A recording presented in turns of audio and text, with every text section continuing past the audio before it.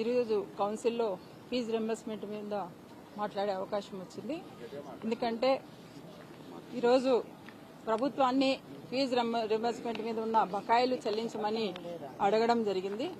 అయితే ఈ ప్రభుత్వం వచ్చిన తర్వాత ఈ ప్రభుత్వంలో ఫీజు రింబర్స్మెంట్ బకాయిల నిధులు దాదాపుగా 11 లక్షల మంది విద్యార్థులకు ఇవ్వకుండా వారి చదువులు భారమై వాళ్ళ తల్లిదండ్రులు కూడా ఈ రోజు వాళ్ళ తల్లిదండ్రులు కూడా చాలా ఇబ్బందులు పడే పరిస్థితి ఏర్పడింది.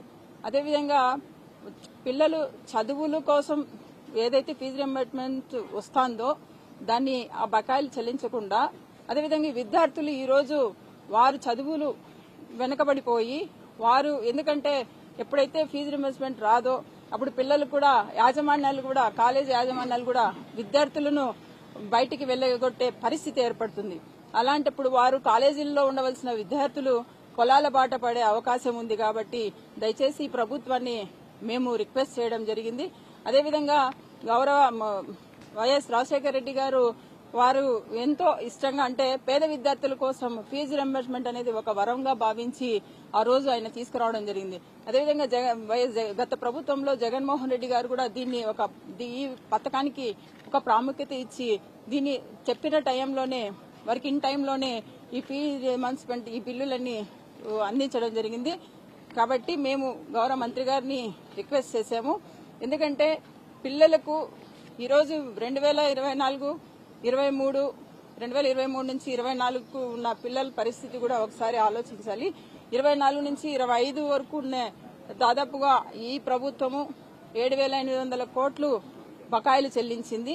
అదే కాకోకుండా ఈ రోజు వాళ్ళు ప్రభుత్వం పరంగా ఒక అనౌన్స్మెంట్ కూడా అంటే ఎంత బకాయిలు ఉన్నాయి దాంట్లో కూడా 23 నుంచి 24 చూపించారు.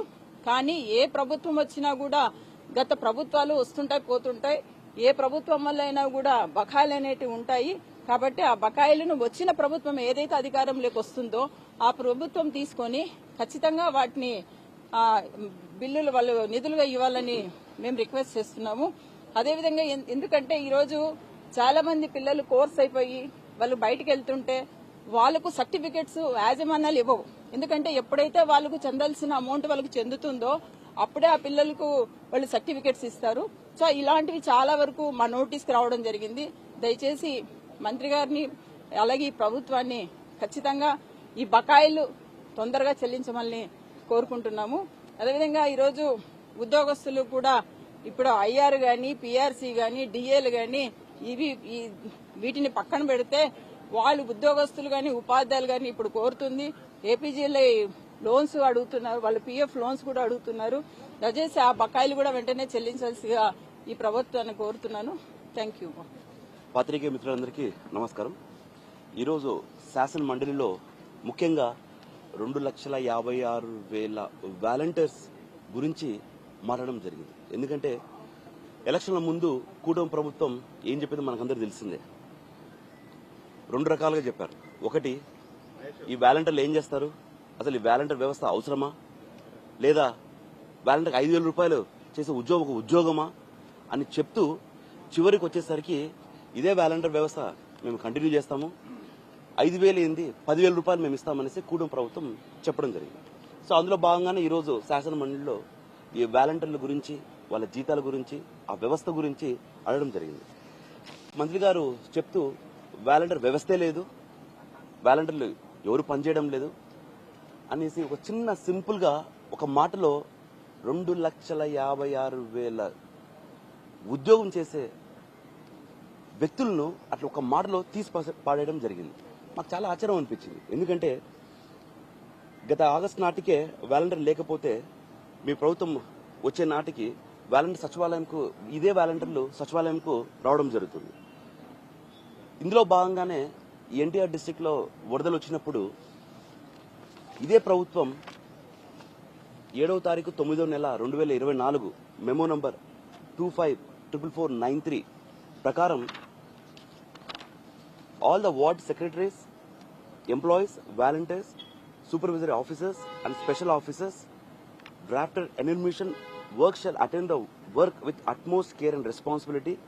Any deviation from the guidance given here while conducting enumeration will be viewed seriously అని చెప్పి ఒక మెమో ఇవ్వడం జరిగింది. అంటే వీళ్ళు ఒక ఒక ఒక ఒక గవర్నమెంట్ ఆర్డర్ ఇచ్చేటప్పుడు వాళ్ళు ఏం చేస్తున్నారో కూడా తెలియకుండా వ్యవస్థే లేదన్నారు.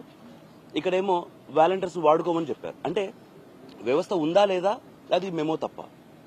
ఇదే వాలంటీర్లు పనిచేయకపోతే వాళ్ళ మీద సీరియస్ యాక్షన్ తీసుకుంటామని కూడా చెప్పారు. ఇంత ఎవిడెన్స్ గా ఆన్ పేపర్ ఇస్తూ సభా సాక్షిగా వాలంటీర్ వ్యవస్థ లేదని చెప్పడం అసలు మాకు చాలా ఆశ్చర్యం అనిపించింది. సో ఇందులో భాగంగానే మేము మంత్రి గారిని అడగడం జరిగింది. వాలంటీర్ వ్యవస్థ లేకపోతే నవంబర్ నాటికి సిఎఫ్ఎంఎస్ ఐడీస్ ఎందుకున్నాయి సార్? అప్పుడే తీసేయచ్చు కదా. 2,56,000 మంది వాలంటీర్ సిఎఫ్ఎంఎస్ ఐడీలు ఎందుకున్నాయి? ఆయన చెప్తారు వ్యవస్థ లేదు, రాజీనామా చేస్తారు, అందుకనేసి వైసీపీ ప్రభుత్వం రెన్యువల్ చేయలేదు అనేసి. అంటే రాజకీయాల్లో మేమందరం చాలా చిన్న చిన్న పిల్లలు నేర్చుకున్నాం. అంత పెద్ద రాజకీయ అనుభవం ఉన్న వాళ్ళు ఒక వ్యవస్థ లేదు అని ఎలా చెప్తున్నా అర్థమవుతుంది. ఎందుకంటే ఎలక్షన్ల ముందు మేనిఫెస్టోలో క్లియర్ గా 10,000 రూపాయలు ఇస్తామని చెప్పిన వాళ్ళు రెగ్యులేషన్ కాకపోతే ఇమ్మీడియట్ గా రెగ్యులేషన్ చేసి ఒక కేబినెట్ మీటింగ్ లో అప్రూవల్ తీసుకోండి. అదెంతసేపు? ఒకటే ఒక నిమిషంలో అయిపోతుంది. మీరు నిజంగా చిత్తశుద్ధి ఉండి వాలంటీర్లు కాపాడాలి, 2,50,000 వాలంటీర్లు మనం తీసుకోవాలి విధుల్లోకి అంటే ఎంతసేపు రాటిఫికేషన్ చేస్తారు? ఎంతసేపు రాటిఫికేషన్ చేయగలుగుతారు ప్రభుత్వంలో ఉన్నప్పుడు అని ఈ రోజు అడగడం జరిగింది.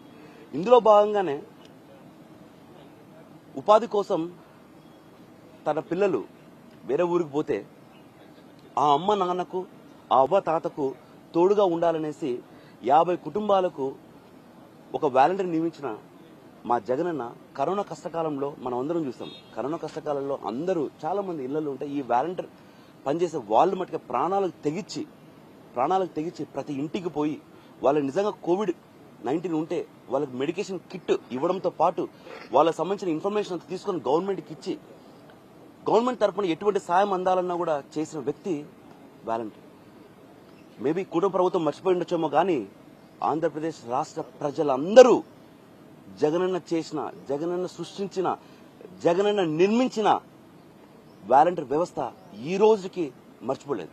ఎందుకంటే ఒక పెన్షన్ కావాలన్నా మళ్ళీ అదే సచివాలయం పోతున్నారు, ఒక రైతు భరోసా కావాలన్నా మళ్ళీ అదే సచివాలయం పోతున్నారు. వాళ్ళకి ఏ కష్టం వచ్చినా మళ్ళీ 2019 ముందు ఎలా ఉందో మళ్ళీ అలానే అవుతుంది అనమాట. సో ఒక వాలంటీర్ వ్యవస్థ ఎంత ఇంపార్టెంట్, జగనన్న ప్రతిష్టాత్మకంగా తీసుకొని ఈ వాలంటీర్ వ్యవస్థ ఎంత గట్టిగా చేశారో ఈరోజు ఆంధ్రప్రదేశ్ రాష్ట్ర ప్రజలందరూ చూస్తున్నారు. ఇందులో భాగంగానే మళ్ళా గౌరవ మంత్రి గారు చెప్పడం జరిగింది.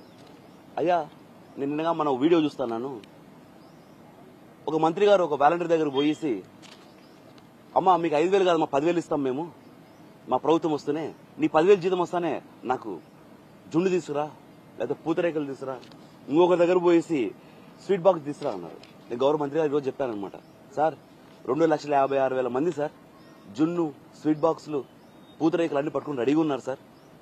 మీరు 10,000 జీతం పడంగానే మీ దగ్గర తీసుకొని వస్తారు సార్, దయవుంచి వాళ్ళని చూడండి సార్ అని చేతులు ఎత్తి దండం పెట్టి ఈరోజు శాసన మండలిలో జరిగింది. దానికి కూడా వాళ్ళు ఎటువంటి సమాధానం చెప్పారు. కనుక ఈ వాలంటీర్ వ్యవస్థను రద్దు చేసి వాళ్ళు రాటిఫికేషన్ చేసి రెన్యువల్ చేయొచ్చు కూడా, కానీ కేవలం జగనన్న ఈ యొక్క సిస్టమ్ సృష్టించినాడనే ఉద్దేశంతోనే ఈ వాలంటీర్ అందరినీ 2,56,000 మందిని రోడ్డుకి ఈడ్చి ఈరోజు వాళ్ళ జీవితాలు పాడు చేశారు. ఖండిస్తూ ఈరోజు గౌరవ మంత్రి గారికి దీనిపైన ఖచ్చితంగా చర్యలు తీసుకోవాలని చెప్పడం జరిగింది.